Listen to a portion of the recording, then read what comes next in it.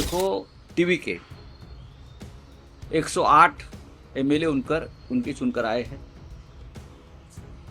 संविधान ये कहता है कि सबसे बड़ी पार्टी को सबसे पहले बुलाया जाता है।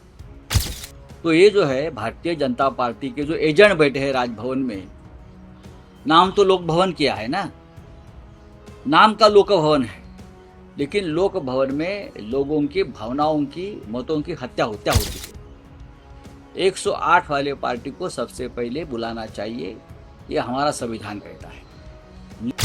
एक है बीजेपी का, तमिलनाडु में एक सदस्य चुनकर आया है, फिर राज्यपाल ने उनको बुलाया, चलो आप आइए, और उनको 5 साल का समय दीजिए बहुमत सिद्ध करने के लिए। 5 साल बीजेपी यही कर सकते हो, ये कर भी सकती है बीजेपी। एक देखो टीवी के 108 एमएलए उनकी चुनकर आए हैं।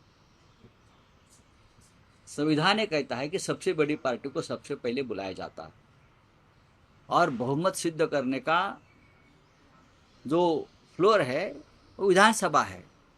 महाराष्ट्र में कोश्यारी ने क्या बहुमत देखा था?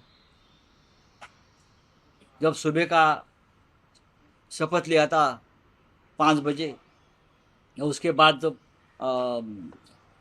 उद्धव जी ने जब इस्तीफा दिया तो कहाँ बहुमत देखा था उसने।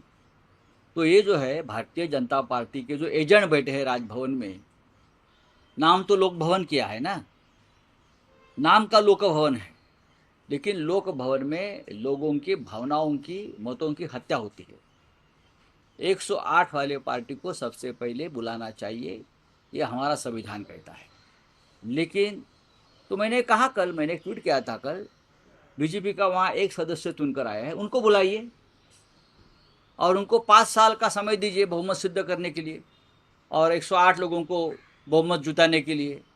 एक है बीजेपी का, तमिलनाडु में एक सदस्य चुनकर आया है, फिर राज्यपाल ने उनको बुलाया, चलो आप आइए, और उनको 5 साल का समय दीजिए बहुमत सिद्ध करने के लिए। 5 साल बीजेपी यही कर सकते हो, ये कर भी सकती है बीजेपी। अब उसका ऊपर क्या बात करेंगे, ये कॉन्स्टिट्यूशनल प्रोविजन है।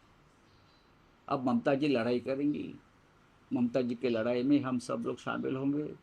उद्धव ठाकरे साहब ने भी उनसे बात की है। पूरे देश में लोकशाही लोकतंत्र बचाने के लिए जंग जारी रहेगा, और हम सब लोग उनमें शामिल हो। कोई लॉ ऑर्डर का सवाल नहीं है। जब बीजेपी जहाँ जहाँ जाती है, सरकार बनाते हैं, वहाँ लॉ एंड ऑर्डर खुद खराब कर देती है। बोला